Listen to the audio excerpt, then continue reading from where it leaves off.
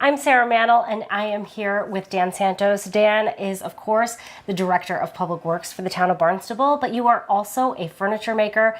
Maybe not many people know you have some other amazing talents besides running the Department of Public Works. I am so impressed with some of the things you produce, and it really is artwork. It's beautiful. Tell me a little bit about what got you involved in furniture making. Yeah, sure. I have been working with wood and furniture making for about 35 years. I started, I was always interested in how things worked and tinkering and down in the basement when I was a kid. But really, after I got out of high school and when I was in college, I was interested and I needed a picnic table, so I made a picnic table and bought a skill saw to do that, and then decided, well, this is cool. And then I made a birdhouse, and every project after that was a little more complicated and a little more difficult. At that point, I looked at furniture and never thought I could make furniture. It seemed like that's just, I don't know how you do that. I sometimes still think that with some things. I look at a project and think, well, how am I going to do that? And so I just, one thing at a time, and I started collecting tools and picked up tools as I needed them and read a lot of books and watched people and just a lot of trial and error, a lot of projects into the wood, the burn pile. And so just, a lot of time doing it and, working really hard at it. And I just love it. It's an absolute passion of mine. And so now you do build things upon request for individuals, but you also build a lot for yourself. Yeah. Talk to me about some of your favorite projects. Well, I just love doing all of this. I mean, I just love the process. I love the wood and having a piece of furniture that either you own or that a customer might order and own and cherish, and that will be around for generations. The kind of work that I'm doing and the methods I use are really time-honored techniques, and they're proven to last. So there are lots of antiques around. You go to auctions and antique shows. These are things that were made 250 years ago, 200 years ago. That's a long time for an object to be used in a home and still be together. And getting back to my favorite thing, I really like the complicated projects. I like reproducing what are called period antiques, and period means they're from the various furniture periods or style periods. So you might have heard of Chippendale. Well, that was a period in the mid-18th century. Started in England, but it got picked up. Most of the styles started in England. That's where they were kind of on the cutting edge of furniture design, and the things would come over. And naturally, America, a lot of cabinet makers came from England, and these styles would come here and start. But the American cabinet makers really took them to a higher level. And I think American furniture from the 18th and 19th century is some of the most beautiful furniture ever made. They just were geniuses with design.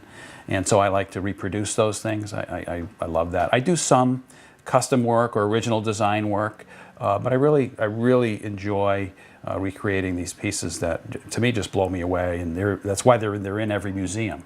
I think what's so cool about what you do as well is that someone can come to you with, say, a broken table and hey, help me fix this, help me make this, bring this back to life.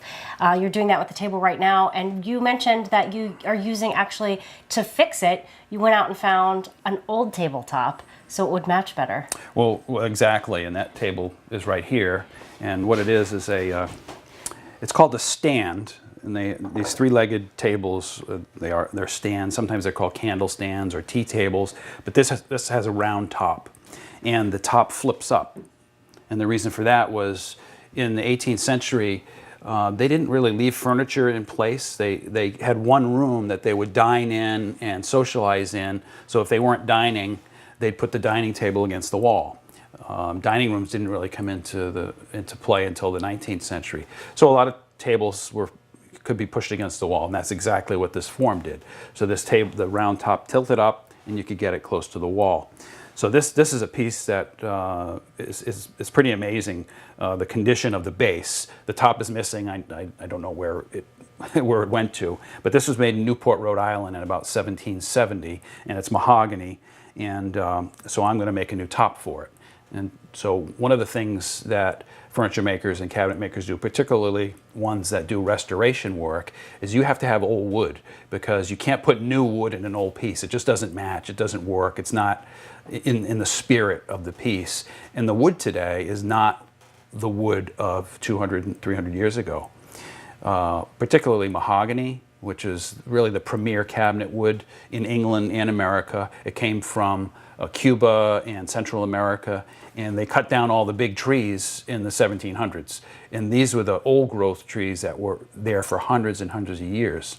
The wood you buy now is mostly wood that comes from plantations, so it's new growth, it's fast growth, and it's a very different wood. So I buy old pieces of furniture that are kind of beyond their useful life. I take them apart and I save them. So upstairs in my shop here, I have tons of pieces of wood and tabletops. So this here is the tabletop that I'm going to use. So this is gorgeous mahogany wood, albeit dusty. And I'm going to make a 22-inch round tabletop from this piece of wood. And it'll be very much similar to that table. The wood is very close to the same. I checked that, and you can see the coloring is very similar. And so then it'll be, basically you won't be able to tell the difference between the new and the old. And it's not meant to deceive, although there are some antiques dealers and people that do this and have done it. They try to fake pieces. I don't do that at all. I'm just trying to have it look right. But I'll put my name under it to show that this is new work, right. And this will be for me. So I'm not, it's just something I like, and I like bringing things back to life. So yeah, and then tell me a little bit about the beautiful piece next to it. That is actually a spice cabinet. Yeah, this is a spice cabinet. They're also known as spice chests and spice boxes. And they were popular really throughout the 18th century and even the early 17th century. And one of the most valuable things that people had in those times were spices, believe it or not. And that's because it was so hard to get them, and they were really treasured. So they created boxes like this to store them. And most of them were locked, so they wouldn't, people couldn't get in there and take them. Many of the people who could afford, these were for people who had, means and money during the time. They had servants, and actually they would lock this. So, and I've read, accounts of this. The servants wouldn't steal the sugar or the various spices. So usually it's an attractive case on the outside, and on the inside it would be a series of drawers to hold all the various spices. This one is made of walnut, which was a common wood, and this style of box, this size and style, was made in Chester County in the Pennsylvania, Philadelphia area, and where they have a lot of walnut naturally. And so that's why I made this out of walnut. This is actually Cape Cod walnut, a tree that grew here on the Cape. The basic box, there's the front is called a figured walnut that comes from the crotch of a tree. And I veneered that on there as did a little highlight of the piece. And then on the inside, the drawers are made of a burled walnut, which is another type of figure in a walnut tree. So each drawer, is made individually, and these are dovetail joints. And another feature that you might think is, well, why is the wood different on the inside, and why is it so light? Well, wood has always been valuable, so they wouldn't use expensive wood on the parts that couldn't be seen. So on the drawers and the back of the case, in this case, and as they would in Pennsylvania, they use poplar. In the Northeast, they would use pine, eastern white pine. So oftentimes when you're trying to figure out where a piece was made, you look at the secondary wood, and that'll tell you. And another example is at this table right here. Newport cabinet makers often use chestnut as their secondary wood, but not a lot of other cabinet makers did that. And on the top of this, so the secondary wood on this table, the only thing you really can't see is this piece, because it's underneath the top, and this is chestnut. So that was one way to know that it was made in Newport. Do you ever have people coming to you asking you to tell them more about the antiques they have in their home because you're so knowledgeable about these issues? Usually not just for that express purpose, but it'll come about because they want something repaired. And then we'll end up talking about a lot of other pieces. I love going into people's homes that have antiques and Checking them out. Oh, yeah. It'd be like me walking in someone's house and looking at their bookcase. Yeah. You're checking out their furniture. Well, our favorite thing to do is go to museums. I mean, when I go on vacation, I'm going on vacation to go to the museums there and look at the furniture. I mean, it's really a lifestyle It's a as much as passion. anything. Yeah. Yeah. So talk to me a little bit, how long would a project like the Spice Box take you? Because it looks so intricate. I mean, all of the boxes are dovetailed. It just seems like it'd take forever. Yeah, that's a good question. It's difficult to answer because I don't do it full time. So I have a full-time job, which takes up a lot of my time with Public Works. So when I work on furniture, which is every day, so I'll come out at 5 in the morning for an hour, and when I get home from work at 5 o'clock, I'll work for an hour and a half. I work all day Saturday out here. Well, on Saturdays I have available, and then maybe some on Sunday. So I'm trying to balance all the things in my life. So this might take me 6 months from start to finish doing it in that way. But if I did it full time, if I were to just exclusively work on this, it might take me a week to make something like this, a week and a half. I recently saw a beautiful picture of a clock that you made, a grandfather clock, in fact, a very large clock. And I think you entered it in a competition and won an award for it. Tell me a little bit about that project. That's a grandfather clock, or at the time they were called tall clocks. Grandfather clock is really a modern terminology for what our people know as grandfather clocks. Anyway, this was a reproduction of a clock that was originally made by Simon Willard in Roxbury, Massachusetts. Simon Willard was probably the most famous clockmaker in America, or at least in the Northeast, and he was working in the late 1700s to the mid 1800s, and he trained most of the clockmakers in New England. Anyway, they all came through his shop.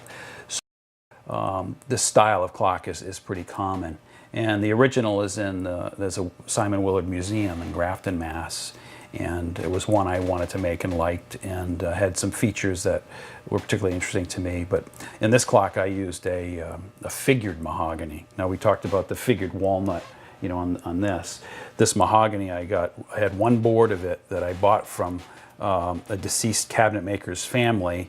I bought some wood, and they had this one board, which I knew was special. You can't buy it.